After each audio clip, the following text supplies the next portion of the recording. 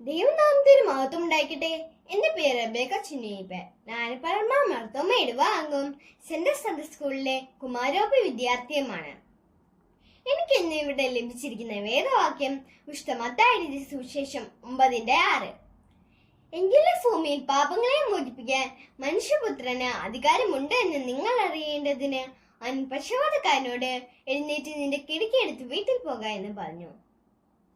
ഈ വേദവാക്യം സൂചിപ്പിക്കുന്നത് പാപങ്ങളെ ക്ഷമിക്കുന്നതിനൊപ്പം തന്റെ വാക്കുകൾ കൊണ്ട് രോഗശാന്തി നൽകുന്നതിന് കർത്താവിന് സാധിക്കുമെന്ന് തെളിയിക്കുന്നതാണ്. പക്ഷപാതക്കാരനെ സൗഖ്യമാക്കുന്നതും അന്ധന് കാഴ്ച കേൾക്കുകയും ചെയ്യുന്ന ഈ കർത്താവിന് മാത്രമേ നമ്മുടെ പാപങ്ങളെയെല്ലാം പുറത്ത് നമ്മുടെ ആവശ്യങ്ങൾക്ക് മറുപടി നൽകുവാനും കഴിയുകയുള്ളൂ. അതിനായി നമ്മളെ അവന്റെ സന്നിധിയിൽ പരമേൽപ്പിക്കാം. നമുക്ക് പ്രാർത്ഥിക്കാം. സർവശക്തനായ ദൈവമേ, സ്വർഗീയ നല്ല പിതാവേ, ഇന്ന് ഞങ്ങൾക്ക് ഈ വേദവാക്യം പറയാൻ ലഭിച്ച ഈ അവസരത്തിനായി ഞങ്ങൾ സ്തോത്രം ചെയ്യുന്നപ്പ. കുട്ടികളായ ഞങ്ങളെ എല്ലായ്പ്പോഴും കൃപയിൽ അനുഗ്രഹിക്കണമേ. സകലവും യേശുവിൻ നാമത്തെ അപേക്ഷിക്കുന്നു. കൃപയോടെ കേൾക്കണമേ. ആമേൻ.